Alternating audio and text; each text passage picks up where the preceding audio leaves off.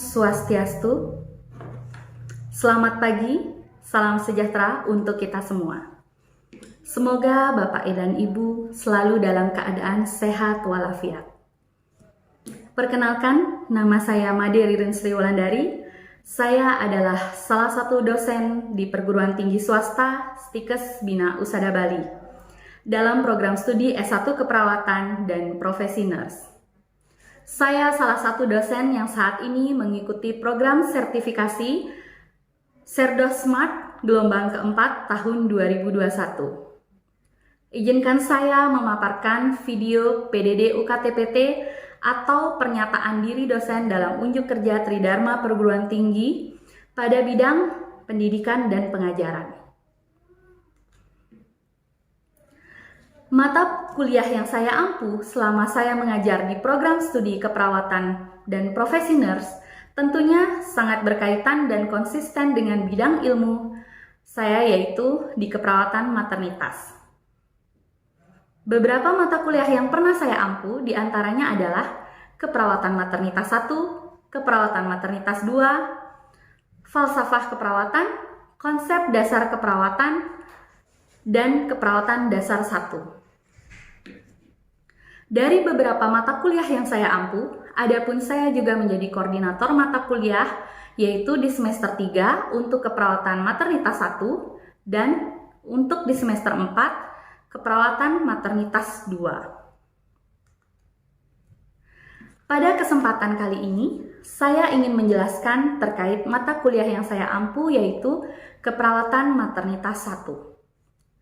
Dalam mendeskripsikan mata kuliah yang saya ampu, saya menggunakan pendekatan DIA, yaitu Delivery, Interaction, and Assessment. Untuk delivery, saya akan menjelaskan terkait apa yang saya bawakan dari materi perkuliahan yang saya ampu, seperti bagaimana saya menyampaikan materi pembelajaran dalam mata kuliah ini. Untuk interaction, bagaimana saya menjalin interaksi dengan peserta didik selama proses pembelajaran di mata kuliah ini berlangsung.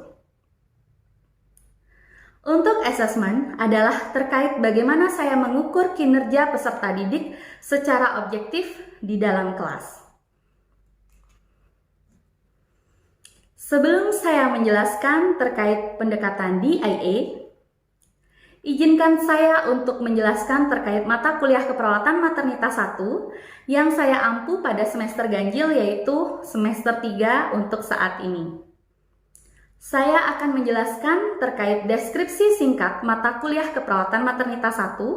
Di mata kuliah ini merupakan mata kuliah wajib untuk prasyarat mengikuti mata kuliah selanjutnya, yaitu maternitas 2. Keperawatan maternitas 1 ini membahas tentang upaya meningkatkan kesehatan reproduksi perempuan di masa usia subur, asuhan keperawatan antenatal, asuhan keperawatan intranatal, asuhan keperawatan postpartum di antara dua masa kehamilan, dan asuhan keperawatan bayi baru lahir fisiologis dengan pendekatan upaya preventif dan promotif yang menggunakan pendekatan proses keperawatan dengan memperhatikan aspek legal dan etis baik di tatanan klinik maupun di tatanan komunitas.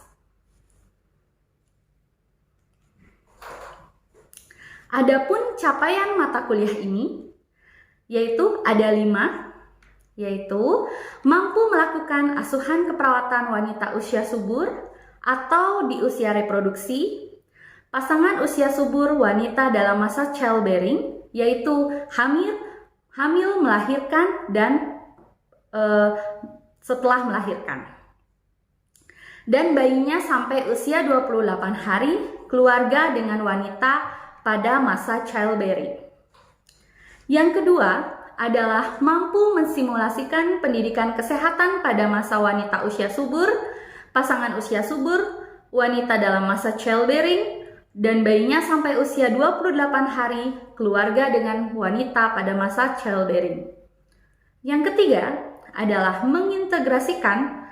mampu mengintegrasikan hasil penelitian yang berhubungan dengan wanita usia subur, pasangan usia subur, wanita dalam masa childbearing, dan bayinya sampai usia 28 hari, keluarga dengan wanita pada masa childbearing, Dan yang keempat adalah mampu merencanakan pengelolaan asuhan keperawatan pada wanita usia subur, pasangan usia subur, wanita dalam masa childbearing, dan bayi sampai usia 28 hari, serta keluarga dengan wanita pada masa childbearing.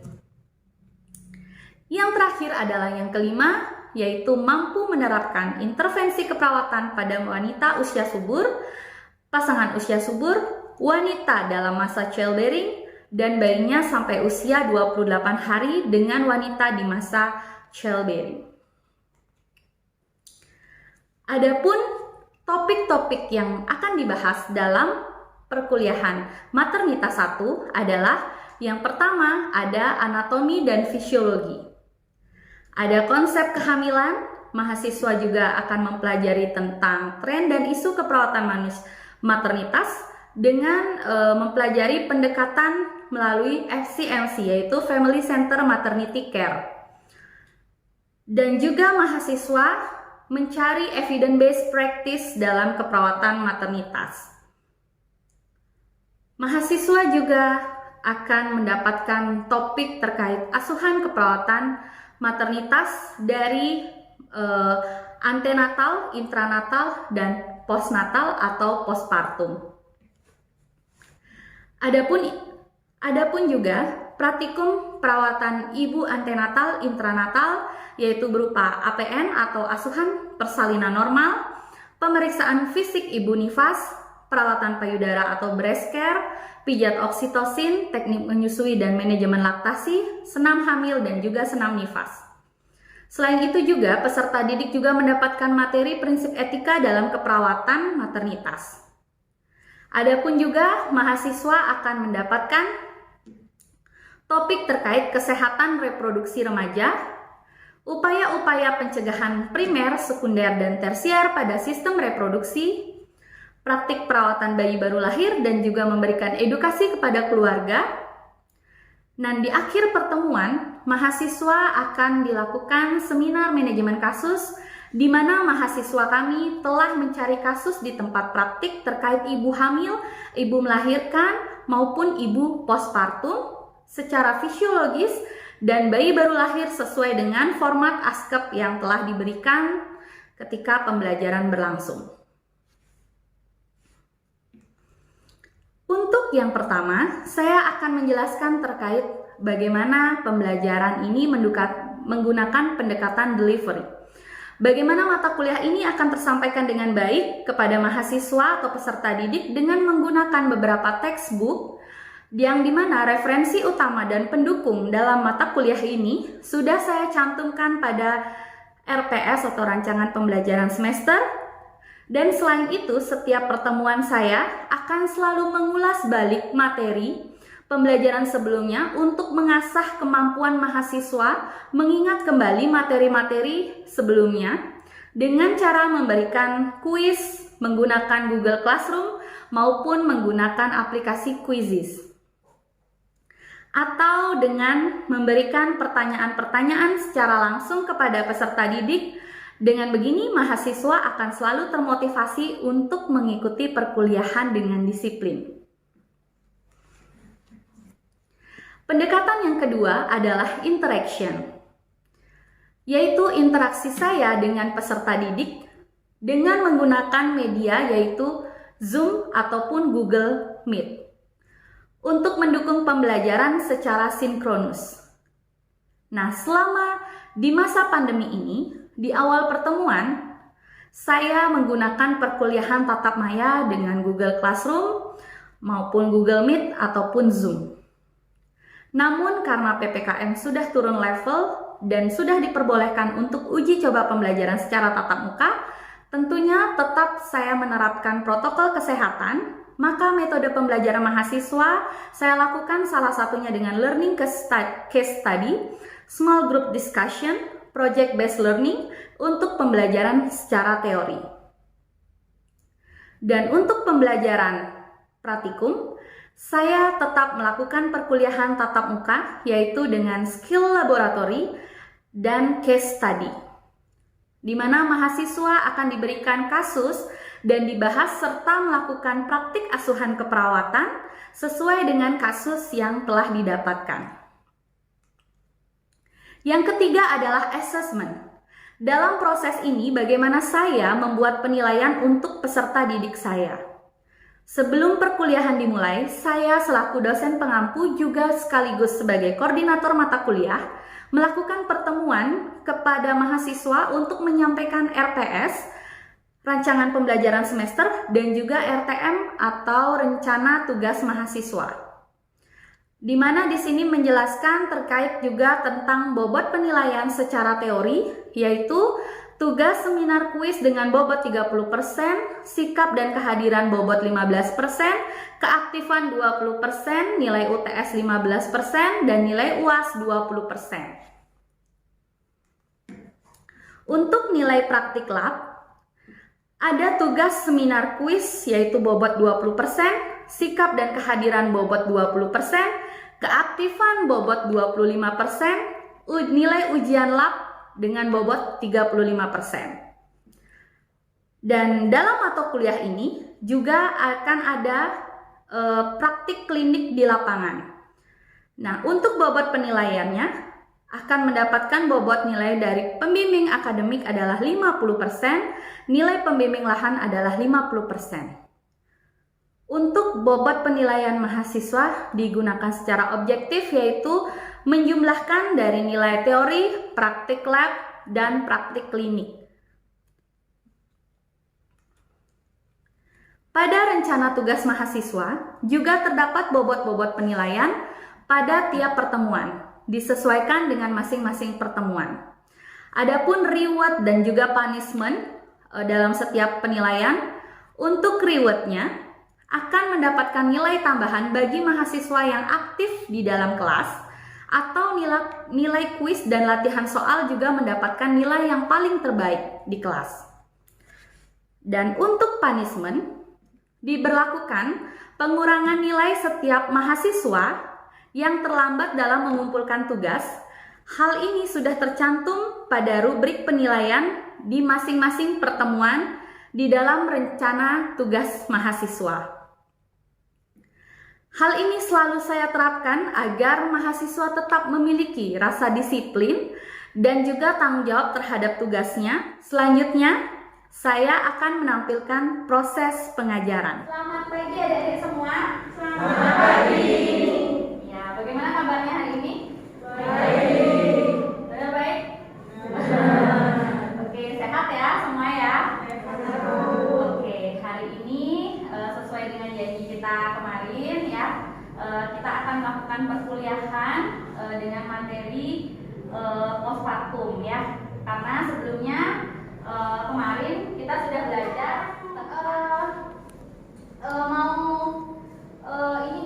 mengulas lagi kira-kira kemarin kalian untuk persalinan belajar apa aja?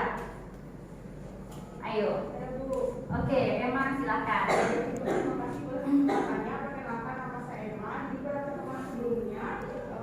Kami sudah belajar mengenai persalinan. Jadi di dalam persalinan itu terdapat 4 skala di dalamnya. Pertama ada kelas 1 merupakan skala permukaan yang terdiri dari fase laten dan fase aktif. Fase latennya itu dari pembukaan 1 sampai 3.000 dan fase aktifnya dari pembukaan 4 sampai 3. Lalu ada pembukaan skala 2 itu disebut juga dengan skala terjadinya kelahiran.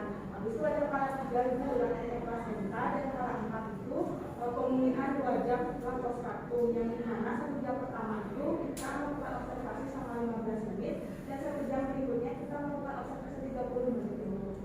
Oke, kira-kira ada lagi nggak yang mau menambahkan dari yang sudah disebutkan oleh Emma? Ada lagi nggak yang kalian pelajari kemarin persalinan tentang apa aja? Ya, silakan. Ada tentang perubahan fisiologis pada perubahan fisiologis ya. Oke. Terus apa lagi? Ada lagi nggak perubahan fisiologis? Ya, silakan. Ada juga perubahan pada vagina, terus perubahan juga pada uterus. Oke, perubahan fisiologis. Ada lagi yang ingat perubahan apa lagi? Ayo kita harus panas dulu nih otaknya. Harus panas dulu nih. Ayo, ada lagi nggak? Nggak ada? Oke, kita ulang lagi ya sedikit ya, sekilas ya. Jadi benar ya kata Emma tadi, untuk rangkumannya ya, persalinan itu terdiri dari 4 tahapan ya. Kala 1, kala 2, kala 3, kala 4 ya. Masih ingat ya? Kala 1 adalah kala pembukaan, kala 2 adalah kelahiran janin atau bayi ya. Kala 3 adalah kelahiran plasenta, kala 4 adalah pemulihan atau pemantauan rahim ya.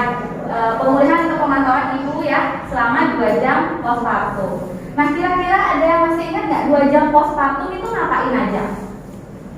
Ayo, ada yang ingat nggak? Ayo, ngapain? Siapa yang masih ingat? Ayo, coba Emma, ingat-ingat? Ya. Di pemantauan 2 jam sebelum postpartum itu 1 jam pertama itu kita melakukan observasi selama 15 menit sekali. Oke, 15 menit sekali ya. Habis itu kalau 1 jam berikutnya itu kita melakukan observasi 30 menit sekali. 30 menit sekali. Oke. Oke, jadi untuk pemantauan selama 2 jam postpartum diingat lagi ya. Karena pastinya nanti kalian praktik, kalian juga akan melakukan ini ya, pemantauan 2 jam postpartum. Jadi 1 jam pertama itu sekitar 15 menit ya. Jadi kalau 1 jam 15 menit berarti kita 4 kali ya kalian melakukan pemantauan ya. Terus 1 jam berikutnya adalah selama 30 menit, jadi 2 kali gitu ya. Diingat-ingat ya. Oke. Joinmyquiz.com nanti masuk dengan kode itu. Bisa? Oke, Ibu mulai aja ya.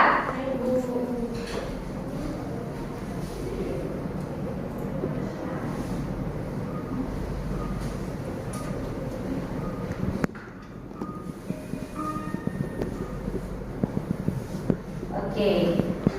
Sudah bisa masuk? Kuis?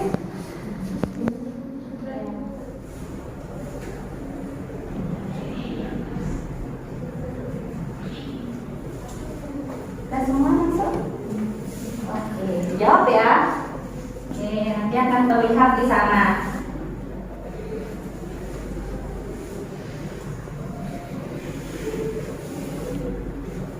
Oke, ada yang sudah selesai? Jawab. Nah, itu siapa tuh paling pertama? Peringkat pertama ada Fitri Laksmi. Fitri Laksmi. Oke, jawab. Oke, nggak apa-apa. Ini masih pretest ya. Jadi nanti akan ada post testnya lagi ya. Jadi semoga nanti nilainya lebih meningkat dari yang ini ya. Nah, oke, kita mulai aja perkuliahan hari ini. Kita akan mulai dulu dari materi yang pertama ya. Jadi, nah definisi postpartum ya, definisi postpartum seperti yang kalian ketahui ya, postpartum itu adalah masa nifas ya. Masa nifas itu kalau secara teori periodenya sekitar 6 sampai 8 minggu. Jadi postpartum itu masa pulihnya kembali organ-organ reproduksi yang awalnya kan semua membesar, nanti akan pulih kembali seiring berjalannya waktu, yang akan pulih kembali seperti sebelum hamil, gitu ya. Nah, periode ini memang biasanya kurang lebih selama 6 minggu atau sampai 8 minggu. Tapi ya, tiap wanita itu bervariasi. Ya. Nah, inilah yang memang kita harus pantau ketat gitu, karena ini sebagai masa-masa apa istilahnya krisis juga pada ibu, gitu ya. Nah, periode masa nifas ini ada namanya puerperium dini, ada puerperium intermedial, ada remote puerperium. Jadi puerperium dini itu masa pemulihan ibu di awal, gitu ya, di awal. Nah, terus untuk puerperium intermedial itu ini yang ini puerperium dini itu dari masa mobilisasi. Jadi ibu-ibu postpartum itu biasanya misalkan dia postpartum spontan ataupun SC yaitu belajar bagaimana mobilisasi dini. Jadi belajar dari duduk dulu, terus menggerakkan kakinya, lama-lama bisa kamar mandi sendiri. Nah, itu masuk puerperium dini. Nah, kita lanjut ke fase psikologis postpartum. Jadi ini ada fase taking in, taking hold, letting go. Kayak lagunya Frozen ya. Letting go, bukan ya? Itu letting go ya. Oke, ya diingat ya, fase taking in, taking hold, letting go. Nah, ini fisiologi menyusui ya. Jadi ketika ada let down reflex ya, jadi bayi itu menghisap payudara atau puting ibu, itu namanya let down reflex ya. Jadi ada rangsangan puting. Yang rangsangan puting ini akan dibawa ke hipofisis, yang nantinya hipofisis ini akan bilang, harus diturunkan nih hormon oksitosinnya, harus dikeluarkan nih hormon prolaktinnya. Nah, nanti hormon prolaktin itulah yang membawa, yang mengisi kelenjar air susu.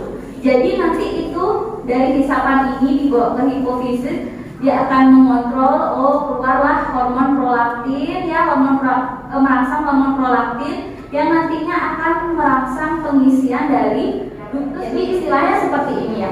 Kalau kalian tahu susu ya, susu formula aja ya, susu formula atau susu sapi biasa ada lemaknya kan?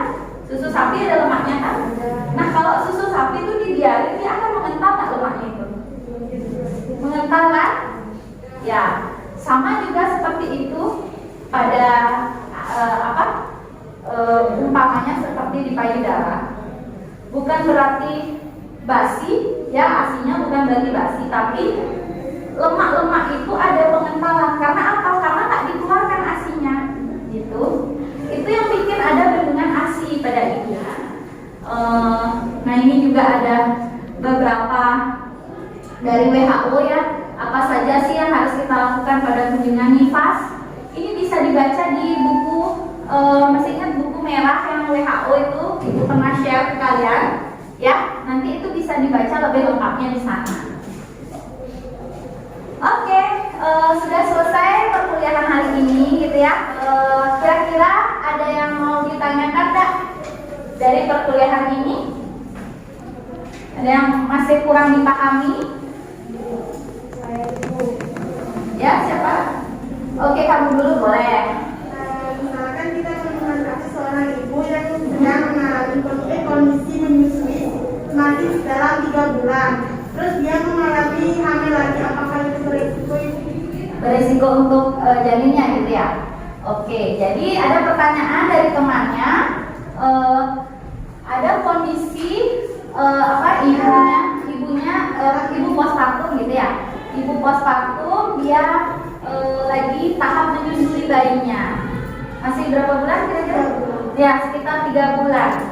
Nah, kemudian ternyata kan namanya ibu postpartum, dia kemungkinan pemulihannya sudah kembali normal ya 3 bulan itu ya. Ternyata ibunya langsung hamil.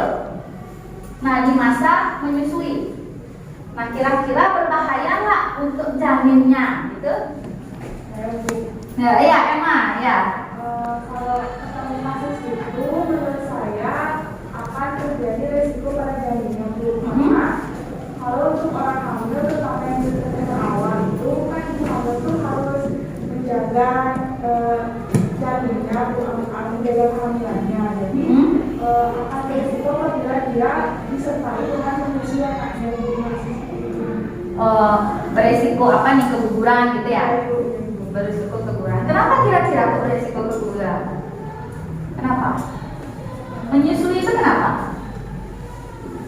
Karena kan ada pengaruh hormon oksitosin ibu. Karena kalau misalnya bayi itu bisa puting ibunya itu, otomatis juga akan melakukan kontraksi pada uterusnya, sehingga akan berbahaya bagi janin yang ada di kandungan ibunya ibu. Oke, secara teori benar ya. Tepuk tangan dulu untuk temannya ya. Oke, secara teori benar seperti bayinya, tapi dia hamil lagi. Ya, berarti nanti ketika itu nanti lahir, otomatis menyusui 2 anak, 2 bayi. Itu itu istilahnya adalah tandem nursing. Tandem nursing, ya. Jadi nggak apa-apa. Cuma mungkin, ya, itu tetap harus ada tetap harus ada pemeriksaan dari dokter. Kira-kira aman nggak? Kehamilannya itu bagaimana? Gitu sih. Ya, jadi tetap dilihat kehamilannya gimana, aman nggak kehamilannya. Jangan sampai ternyata kehamilannya, kalau misalkan kehamilannya agak beresiko, apalagi misalkan sebelumnya pernah ada riwayat keguguran seperti itu, ada riwayat yang beresiko tinggi, itu yang harus kita waspadai. Jadi tetap harus dipantau oleh tenaga kesehatan. Selama kehamilannya memang bagus, gitu ya, tidak ada placenta previa atau tidak ada keluhan-keluhan yang lain, nggak apa-apa. Itu bisa jadi tandem nursing. Jadi hamil tapi tetap menyusui. Gitu. Karena banyak kasus seperti itu. Gitu ya. Ada lagi nggak yang perlu kita diskusikan? Ada lagi nggak? Nggak ada? Cukup ya? Oke. Kalau cukup kita kuis lagi ya untuk sebagai penutup kita. Kira-kira apakah masih orangnya yang sama yang dapat nilai terbagus atau semuanya bagus ya nilainya ya? Oke, kita ke link yang sama ya, link yang tadi ya. Oke, masukkan kode J-nya. Oke, Ibu mulai ya. Oke, silahkan dijawab.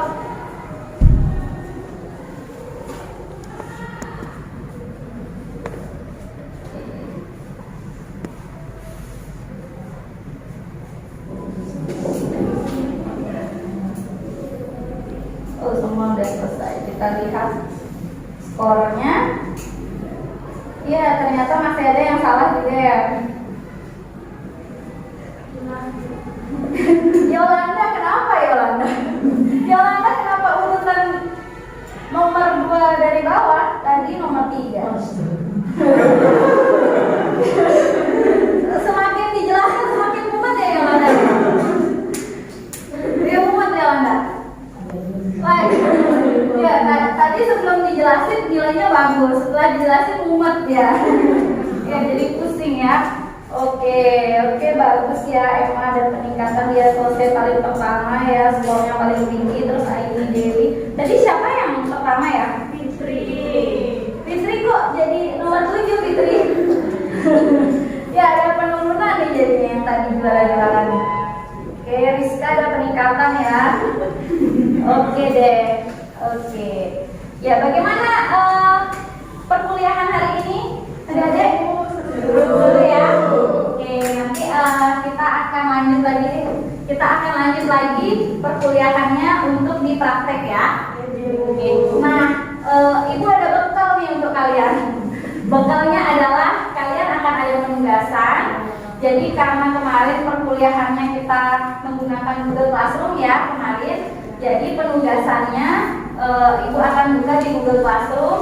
Silahkan nanti membuat sesuai dengan RPS ya. Di RPS kan ada RTM ya, rancangan tugas mahasiswa. Jadi disesuaikan. Sekarang pertemuan ke-7 ya, nanti dilihat di Google Classroom di pertemuan ke-7 Ibu buka untuk penugasannya. Ya, nanti dikerjakan secara berkelompok. Masih ingat penugasannya sesuai RTM? Masih ya. Oke. Jadi nanti kalian membuat kelompok ya, membuat kelompok kecil. Nanti silahkan mencari pasien, boleh di bidang praktik swasta, kalian cari pasien. Nanti kalian kaji tentang ibu postpartum ya, cari pasien ibu postpartum ya.